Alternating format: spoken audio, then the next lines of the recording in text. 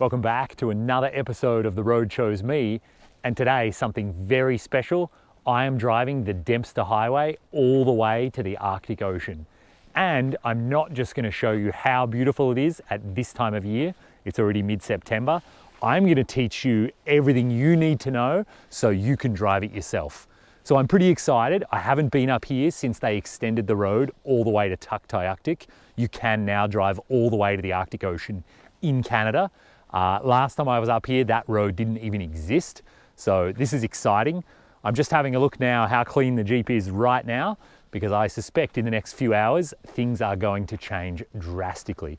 So right now I'm standing at what's called Dempster Corner. This is the famous intersection where the Dempster Highway hits the Klondike. I'm about 40 kilometers from Dawson City, which is kind of like the end of paved roads in Canada. From here, we hit gravel and we can drive all the way to the Arctic Ocean. Unfortunately, it is 2020, the pandemic is ongoing, and I would have to leave the Yukon and drive into the Northwest Territories, and they are being really strict about quarantining people. They really want to keep coronavirus out. So if I did want to drive in, I would have to do a 2-week quarantine, which I'm not too interested in at this time of year. I do expect to bump into snow at some point. So for me, this journey is going to end at the Northwest Territories border, which is where it ended last time I was up here. But I'm going to get to show you the mighty Tombstone Mountains. I'll show you the Ogilvy area, Eagle Plains, the Arctic Circle, and all the way to the NWT border.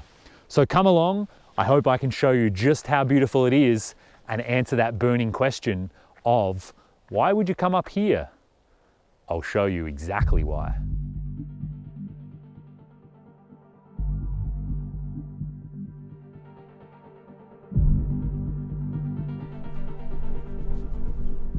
All right, as we get started on the road here, I want you to pay attention to the road's surface. This first 45 miles or so, I want you to pay attention to the quality of the road. The reason will become obvious soon. But you can tell I'm pretty excited to be up here driving the Dempster. I rate this as one of the most beautiful roads I've ever driven in my entire life. Easily top 5, if not number 1. Maybe that's a video I'll do in the future, most beautiful roads I've ever driven. But yeah, here we go. This is exciting. I don't exactly know what to expect in terms of the weather. I was up here at this same time of year 5 or 6 years ago, and it was cold. It snowed quite a lot. It was probably 10 or 15 below overnight. All of our big water bottles were freezing. But I've been watching the weather carefully, and it doesn't look like it'll be that cold for this trip. So fingers crossed. So I've driven about 75 kilometers or 45 miles up the Dempster, and I've arrived here at Tombstone Park. I always forget, is this a national park or a territorial park? But you can see this place is unbelievably breathtaking. Every time I've ever been here, the colors are entirely different, whether it's early in the spring or I've been here in the dead of winter when it was minus 53 Fahrenheit. You can see now the colors have mostly gone out of the leaves. I'm a little late. There's some oranges, there's a little bit of red left, and then of course the snow on the mountains in the distance is just breathtaking. So even if you're not going to drive the whole Dempster, my advice to you is at least drive up to this point. So if you're on your way to Dawson City and then top of the World Highway, which is the road you should take into Alaska, detour, come up here. There's a government campground just at the bottom of the hill here. So then you get to see this place at sunset and then stick around and watch it at sunrise as well. And depending on what time of year that is, those two things are going to be very close together. Today is September the 15th. It's currently 8:30 p.m. And you can see there's still absolutely no need for headlights. I probably have another hour before my headlights would even make a difference. So Tombstone, absolutely worth a detour.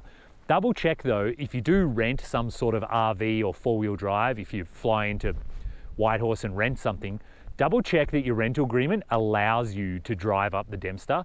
Lots of them don't, because the road is kind of too notorious for cracked windshields and flat tires.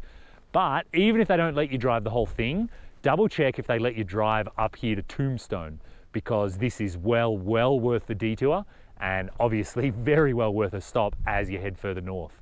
So for anyone who was wondering, why would you want to drive the Dempster? Here I am about an hour into the drive, and I feel like the question's been answered. I don't know about you guys. So I was hoping to throw the drone up and play around for the evening, but you can hear the wind, I'm sure, in the microphone. So what I'm going to do is head back down the hill. I'll camp at the government campground tonight, and hopefully in the morning when I get back up here, the wind will have died down and we can play around a little bit. And you can probably see I've just leveled up on my warm clothes. So people always ask, you know, what's my secret? And the answer is there isn't a secret. The answer is lots of layers. So already right now I have a merino wool base layer, I have a big thick wool sweater, then I have a techie puffy vest, you know, made out of down, then I have this waterproof windbreaker just to try and keep my core warm. Down below I've got a pair of thermal long johns, they're merino wool, and then some good durable pants that are windproof, and a big thick pair of wool socks. You can also see I've got a wool neck warmer. This really helps cut the wind and keep your heat in. And of course a toque or a beanie, absolute must have, the first thing you should put on. And no doubt about it, I should have some gloves on as well. My hands are already starting to hurt. They're getting too cold here in the wind. And it's gonna be an interesting night to see if I can stay warm enough. My sleeping bag is the one that I've had for well over a decade. So it's a little bit clapped out, and I'll see. Usually I can sustain down to about 5 below, maybe 10 below freezing. And I expect it'll be not far below freezing tonight. I've hit a pretty good weather window, I just checked. So I'm hoping I can get all the way up to the Arctic Circle and back down again before I see crazy cold weather. So here it is, Tombstone. Time to head down to the campground, and I'm hoping these clouds will disappear and that I might get a chance at some northern lights tonight as well. There was a really good display 2 or 3 nights ago, but I just went out in the middle of the night and happened to see them, and I was feeling way too lazy to pull out my cameras. So it's a goal of mine while I'm up here on the Dempster, and hopefully I can show you guys what it looks like.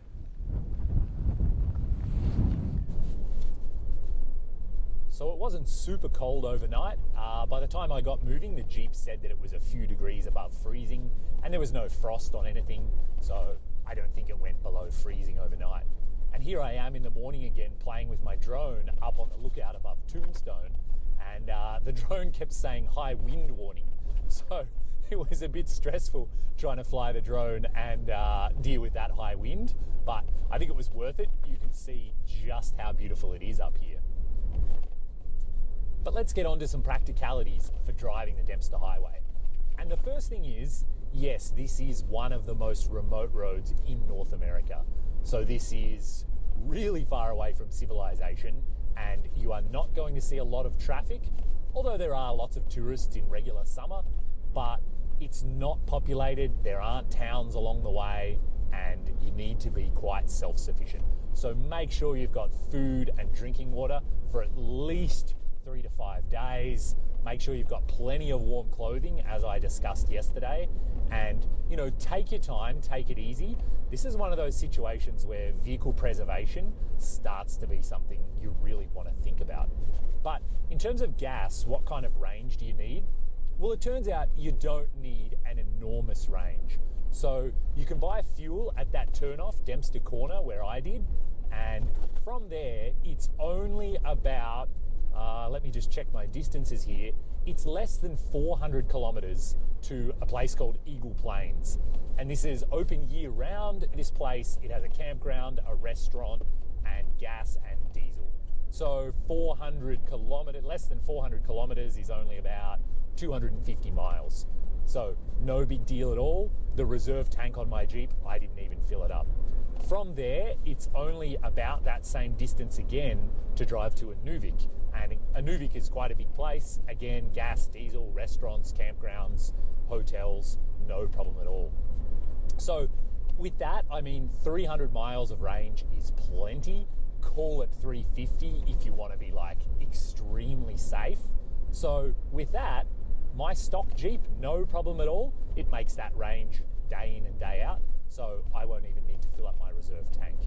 So although this road is super remote, don't think that you need to carry 19 jerry cans.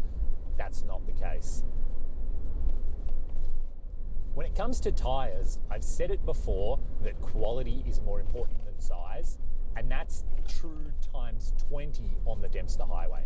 This is notorious for having really sharp rocks that cause flat tyres. And certainly back in the day, the advice was to carry 2 spare tyres. I don't necessarily think that's true anymore.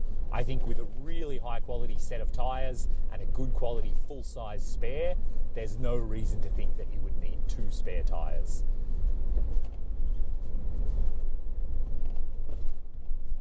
And on tyres, at the start of the road, I did actually lower my air pressure just a little bit.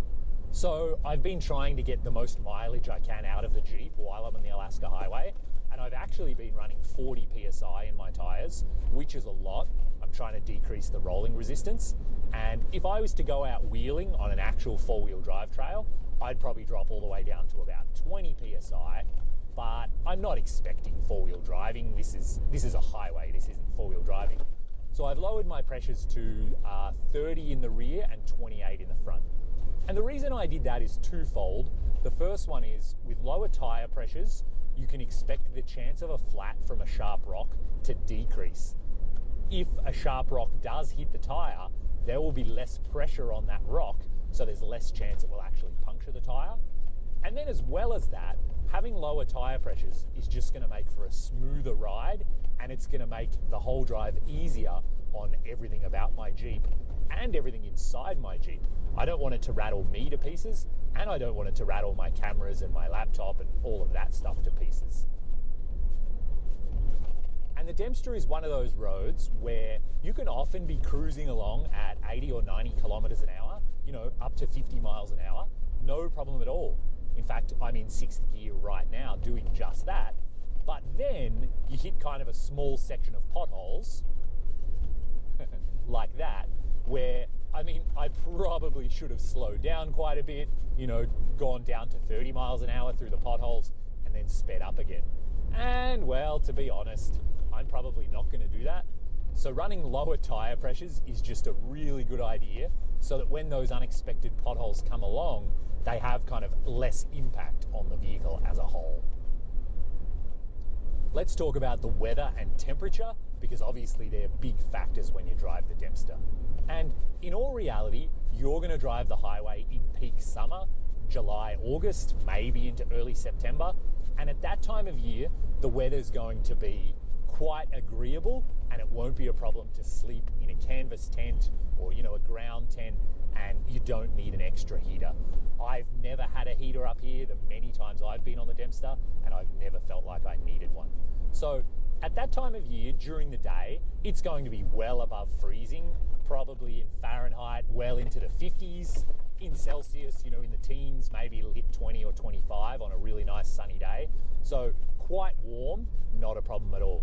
At night, it will drop down to single digits Celsius, like in the low 40s, maybe in the high 30s Fahrenheit. And in the summer, it certainly is possible that you could get some snow or some frost, but at that time of year, it's going to melt relatively quickly. So even if it did happen to snow, by the next day or the day after, it'll all melt away and it won't be that big of a deal. Right now when I'm driving it, it's September 16 today. It is very likely that it's going to snow on me, not just up on the mountains. Got a car flagging me down here. Hey! Do you ever have any cell service? No, there's no cell service up here. Yeah, Thanks a lot. All right, cool. Thanks, guys.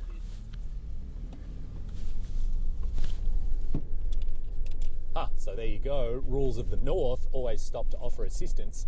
So I sped that up because it's a bit boring, but those guys just told me there are some people up here stranded who have 3 flat tires, including destroyed rims. So I'm not sure that I'll be able to help with my plug kit and air compressor. Maybe I'll be able to fix one of them. So we'll find out when I get up there. But in the meantime, they're going to try and get highways guys to make a phone call. And when I get up to Eagle Plains, which is another 180 kilometers, 100 miles, I can get them on the case. I know they're really good at fixing tires, and I think they're even willing to come out and help people. So yeah, rules of the North, you always stop to help people. You always make sure that everyone's doing okay and see if they need anything. So what was I saying? Yeah, mid-September, there's every chance it's going to snow on me. And at this time of year, the snow may actually stick, especially when I get further north. into October, you can guarantee the snow will stick and it'll be solidly 10 to 20 below zero overnight. And just for reference, how quickly the weather changes up here, today's September 15, October, November, 2.5 months. I was here once at the end of November and I drove right up nearly to Eagle Plains. On that day, it was November 28th, the high temperature for the day was minus 53 Fahrenheit. So that's the hottest that it got all day long. It probably was a couple of degrees colder than that overnight. And obviously everything was coated in snow, and the sun only came up for about 2 hours that day. So there was a really long dawn, it lasted 2 or 3 hours. Then I saw the disk of the sun, then it disappeared, and then there was a really long dusk. So if you're up here in October, you need to be prepared and think about how severe the weather is going to get and how quickly it's going to get there. And certainly driving this road in the dead of winter, that is a whole different thing in terms of the gear you need to bring and how prepared you need to be. The road does close probably twice a month for severe whiteout conditions where you literally can't see the hood of your own vehicle, and it's much less frequently travelled. I would say you need to be prepared to spend at least a few days up here without seeing another vehicle. So if you destroy your rims like the people in front of me, you need to be ready for minus 50 temperatures on your own. So don't underestimate this road in the winter. It is a very serious undertaking. But then plenty of people drive up here in about March, April in the spring, and it is stunning. Still chilly overnight, you still might see 10 below, and there'll be tons of snow on the mountains, but it's a gorgeous time to be up here, and you can certainly beat all the tourists if you want to. But yeah, if you're driving it in the middle of summer, don't worry. Even though I'm heading into the Arctic, there isn't actually snow on the ground in the summer, because remember, the sun's going to be up for 22, 23. In fact, the day you hit the Arctic Circle, the sun will never go down again. So you'll watch it do circles in the sky above your head, and it very well could be in the 20s Celsius. In terms of camping along the Dempster, there are a couple of Yukon government campgrounds while you're still in the Yukon. In fact, I think there's 3 of them total. They're not far apart at all. If you're taking your time and meandering, you could, take a few days to drive up. Once you get to Fort McPherson, where you cross the river on a ferry, there are places to camp there. In Inuvik, it has hotels, campgrounds, supermarkets that are insanely expensive. So there are plenty of places to stay. And as well as that, there's a lot of wild camping on this road as well. And so, as I said earlier, it's often just a little gravel offshoot that kind of goes nowhere in a hurry. And on the Dempster, you're not usually going to be able to get very far from the road at all. So chances are you'll hear any traffic. But the good thing is there is not much traffic on this road at night. There is the odd truck zooming by, but it's not nearly as common as the Alaska Highway. So for me personally, even camping kind of close to the highway is still fine with me. So I just passed by Engineer Creek Campground, and I'm 200 kilometres up the Dempster, about 120 miles. So you can see the distances aren't huge between the campgrounds, but the scenery is stunning. So chances are you're going to be stopping a lot to take photos. You're going to take your time on this road. It's not a race. And also, jump out and go for a hike. All of these mountains you're seeing here, you can just walk up any of them you want. There's no limits, there's no rules. Certainly if I was doing so, I would take some bear spray. The grizzlies up here do get immensely big. I'm hoping I'll catch one on film that I can show you guys. So you definitely want to be prepared with bear spray, and obviously, drinking water and food, and bring some extra layers. The weather changes up here really fast. Even if it's sunny when you set out hiking, I would take a windproof rain jacket, I would take extra warm clothes, a beanie, bring your headlamp, even though the sun stays up a lot, and bring something to light a fire as well so you can stay warm, in the event that something really bad happens. Because it is super remote up here, and especially if you're on your own, something like a broken ankle, if you were out hiking, that would be really, really bad. There is absolutely no cell service up here. It's inconceivable. And it might be worth having, one of those satellite messaging devices if you really are thinking about striking off on your own. Certainly if I was going to do a multi-day trip up here away from the highway, that's something that I would invest in for sure.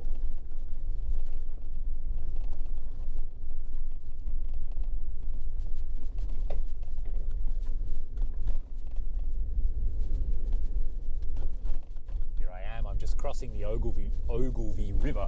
This is absolutely stunning, and a whole bunch of friends have paddled that river. Really, really beautiful.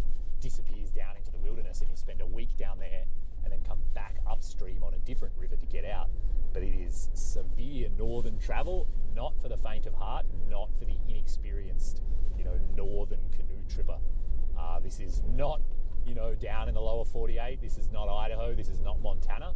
This is an entirely different planet in terms of the weather and the remoteness. This video is already way too long, so I'm going to cut it here, and then next time make sure you tune in. There are plenty more adventures to come. I catch up to the guy with the broken tyre, and I drive all the way into the Arctic Circle. So if you've enjoyed this one, hit the thumbs up, subscribe to the channel, and let me know, what other information do you want to know so that you can get up here and explore the north. So until next time, I'll see you on the road.